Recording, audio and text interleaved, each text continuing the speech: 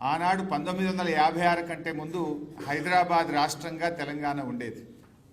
ఉన్న రాష్ట్రాన్ని ఆంధ్రప్రదేశ్తో కలిపిన పార్టీయే కాంగ్రెస్ పార్టీ. మొదటి ఎస్ఆర్సి తెలంగాణను సొంత రాష్ట్రంగా ఉంచాలని ఫజల్ అలీ కమిషన్ స్పష్టంగా చెప్పినా కూడా ఆనాడు తెలంగాణను ఆంధ్రప్రదేశ్లో కలిపి మరణ శాసనం రాసిన పార్టీ కాంగ్రెస్ పార్టీ.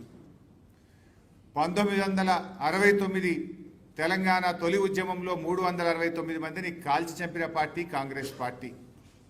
ఆనాడు ఫజల్ అలీ కమిషన్ వద్దనంగా కూడా బలవంతంగా ఆంధ్రప్రదేశ్తో కలుపుతుంటే సిటీ కాలేజీలో పోరాటం చేస్తే సిటీ కాలేజీలో ఫైరింగ్ జరిపి విద్యార్థులను పొట్టన పెట్టుకున్న పార్టీ కాంగ్రెస్ పార్టీ.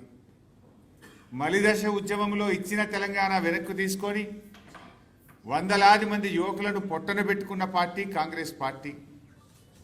ఆనాడు ఫజల్ అలీ కమిషన్ రాష్ట్రాన్ని కలపొద్దని చెప్తూనే ఒకవేళ కలిపితే 174 టీఎంసీల నీటి వినియోగం లక్ష్యంగా అప్పర్ కృష్ణ, తుంగభద్ర ఎడమ కాలువ, భీమా వంటి ప్రాజెక్టులను రద్దు చేయొద్దని, ఆ ప్రాజెక్టులను కొనసాగించాలని చాలా స్పష్టంగా ఫజల్ అలీ కమిషన్ రికమెండ్ చేస్తే ఆనాడు ఆ ప్రాజెక్టులను రద్దు చేసి పాలమూరు జిల్లాలను వలసల జిల్లాగా మార్చింది కాంగ్రెస్ పార్టీ.